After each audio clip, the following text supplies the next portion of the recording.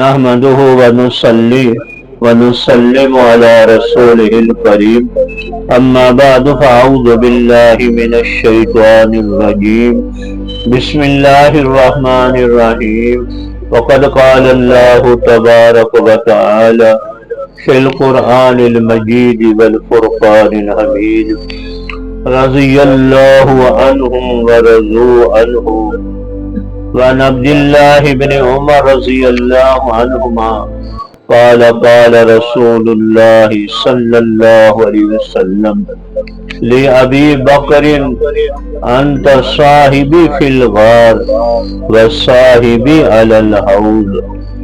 وعن عائشة رضي الله تعالى عنها قالت قال رسول الله صلى الله عليه وسلم لا ينبغي لقوم فيهم أبو بكر أن يؤمهم غيره أو كما قال عليه الصلاة والسلام. مبارک مبارک. يكفينا القرآن وتمام كلامه وكل نعيم لا محالة زائد ونعيمك في الدنيا غرور وحسرة وعيشك في الدنيا محال وباطل. ألا يا ساكن قصر المعلى ستدفن عن قريب في التراب له ملك ينادي كل يوم لدول الموت وبنول الخراب. إلهي عبدك العاصي قد أتاك مقرا بالذنوب قد دعاك وإن تغفر فأنت لذاك أهل وإن تطرد فمن يرحم سواك. سلام على خير الأنام والسيد حبيب إله العالمين محمد بشير نذير هاشمي مكرم عطوف رؤوف من يسمى بأحمد.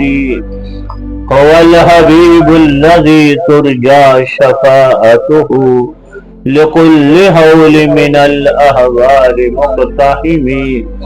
يا رب صل وسلم دائما أبدا على حبيبك خير الخلق كلهم.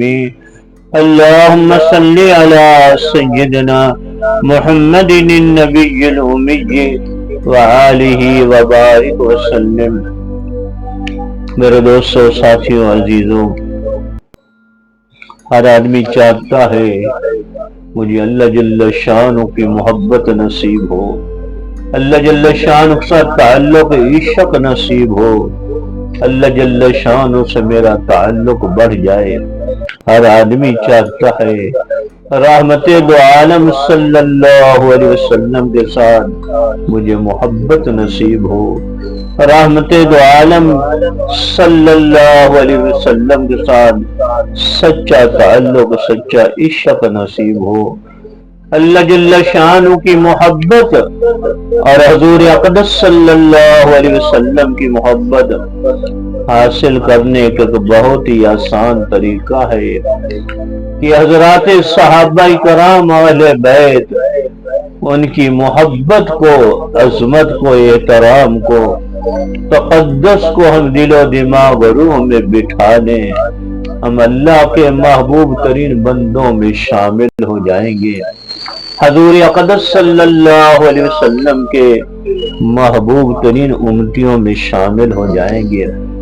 اگر کوئی خدا نخواستہ صحابہ سے کوئی بغض و دشمنی رکھے، خدا نخواستہ اہل بیت سے بغض دشمنی رکھے، وہ اللہ کے مبغوض بندوں میں شامل ہوگا اور اللہ کا غصہ اور قہر اس پر اترے گا جو صحابہ اہل بیت سے دشمنی رکھے گا. صحابہ اہل بیت سے جو محبت رکھے گا، اللہ کی رحمتیں برکتیں بہاری اس پہ اتریں گی. ان صحابہ میں ایک شخصیت ہے جن کو امت حضرت ابو بکر رضی اللہ عنہ کے نام سے یاد رکھتی ہے۔ ان صحابہ میں ایک شخصیت ہے جنہیں امت صدیق اکبر رضی اللہ عنہ کے نام سے امت یاد کرتی ہے۔ ان صحابہ میں ایک شخصیت ہے جنہیں امت یار غار کے نام سے یاد رکھتی ہے۔ ان امت میں ان صحابہ میں ایک شخصیت ہے جنہیں امت سسر مصطفیٰ کے نام سے یاد رکھتی ہے۔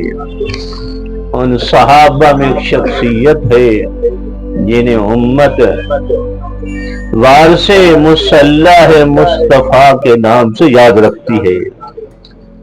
ان صحابہ میں ایک شخصیت ہے جنہیں امت وارث منبر مصطفیٰ کے نام سے یاد رکھتی ہے۔ وہ شخصیت ہے صدیق اکبر رضی اللہ عنہ کی۔ بائی جمادی جو اتوار کا دن آ رہا ہے، صدیق اکبر رضی اللہ عنہ کی وفات کا دن ہے۔ صدیق اکبر رضی اللہ عنہ کو اللہ نے اتنی عظمتیں بلندیاں رفتیں عطا فرمائی ہیں۔ سب سے پہلے اسلام میں داخل ہونے والے صدیق اکبر رضی اللہ عنہ، سب سے پہلے صحابی حضور اقدس صلی اللہ علیہ وسلم کے صدیق اکبر رضی اللہ عنہ نے، پھر صدیق اکبر رضی اللہ عنہ نے اسلام لانے کے بعد وہ محنتیں کی ہیں، وہ مجاہدے کیے ہیں، وہ دین کے لیے قربانیاں کی ہیں، وہ دین کے لیے مجاہدے کیے ہیں۔ رحمت دو عالم صلی اللہ علیہ وسلم کا ارشاد ہے، جن صحابہ نے مجھ پر احسانات کیے ہیں، اسلام پر احسانات کیے ہیں، میں نے ان کا بدلہ اتار دیا ہے۔ لیکن صدیق اکبر رضی اللہ عنہ کے اسلام پر اتنے احسانات ہیں، مجھ پر اتنے احسانات ہیں، میں صدیق اکبر رضی اللہ عنہ کے احسانوں کا بدلہ نہیں اتار سکا۔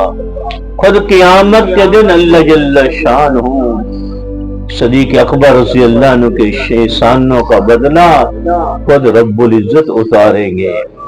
حشر کا میدان ہوگا، اللہ رب العزت جلال میں ہوں گے، لمن الملک اليوم، آج کس کی بادشاہی ہے؟ پھر اللہ خود ہی جواب دیں گے، للہ الواحد القہار، ایک اکیلے زبردست قہار اللہ کی بادشاہی ہے۔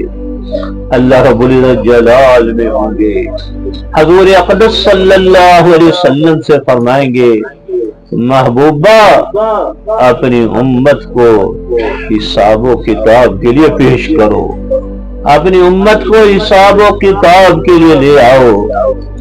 رحمت دو عالم صلی اللہ علیہ وسلم صدیق اکبر رضی اللہ عنہ کو کھڑا کر دیں گے، اللہ میری امت کا حساب صدیق اکبر رضی اللہ عنہ سے شروع فرمائیے۔ اس کریم اللہ کی نگاہ جب صدیق اکبر پہ پڑے گی، اللہ کا سارا غصہ ہی ٹھنڈا ہو جائے گا، اللہ کا جلال جمال میں بدل جائے گا، اللہ کے حشر کے دن کی غصہ ناراضگی خوشیوں میں بدل جائے گا۔ کیا عظمتیں پائی ہیں صدیق اکبر رضی اللہ عنہ نے۔ مسلم شریف کی حدیث ہے، حضرت ابو ہریرہ رضی اللہ عنہ فرماتے ہیں، دربار نبوت لگا ہوا تھا، جان نثار صحابہ بیٹھے ہوئے تھے، اللہ کے رسول نے اچانک پوچھ لیا، اچانک سوال کر لیا، منکم اليوم صائما، آج تم میں سے روزہ کیوں رکھ کر آیا ہے؟ آج تم میں سے کس کا روزہ ہے؟ کون روزہ رکھ کر دربار نبوت میں آیا ہے؟ نقلی روزہ رکھ کر صحابہ کی گردنیں جھکی ہوئی تھی۔ فقام ابو بکر قال انا، ابو بکر رضی اللہ بڑے مجمع میں سے کھڑے ہوئے، عرض کی اللہ کے رسول آج ابو بکر روزہ رکھ کر آیا ہوا ہے، ابو بکر رضی اللہ عنہ کا روزہ ہے۔ دوسرا، حضور اقدس صلی اللہ علیہ وسلم نے اچانک صحابہ سے سوال کیا، من تبع منکم اليوم جنازتا، آج تم میں سے جنازہ کون پڑھ کر کے آیا ہے؟ من تبع منکم اليوم جنازتا، آج جنازہ کون پڑھ کر آیا ہے؟ صحابہ نے سر جھکائے ہوئے تھے۔ فقام ابو بکر فقال انا، مجمع میں سے صدیق اکبر کھڑے ہوتے ہیں، عرض کی اللہ کا رسول میں جنازہ پڑھ کے آیا ہوں۔ پھر تیسرا سوال حضور اقدس صلی اللہ علیہ وسلم نے کیا، من اطعم منکم اليوم مسکینا، من اطعم منکم اليوم مسکینا، آج مسکین کو کھانا کون کھلا کر کے آیا ہے؟ صحابہ کی گردنیں جھکی ہوئی تھی۔ فقام ابو بکر فقال انا، ابو بکر رضی اللہ کھڑے ہوئے، عرض کی اللہ کا رسول آج میں مسکین کو کھانا کھلا کے پھر دربار نبوت میں آیا ہوں۔ چوتھا سوال حضور اقدس صلی اللہ علیہ وسلم نے کیا، من عاد منکم اليوم مریضا، آج تم میں سے بیمار کی بیمار پرسی کون کر کے دربار نبوت میں آیا ہے؟ من عاد منکم اليوم مریضا، آج دربار نبوت میں بیمار کی بیمار پرسی کون کر کے آیا ہے؟ صحابہ کی گردنیں جھکی ہوئی تھی۔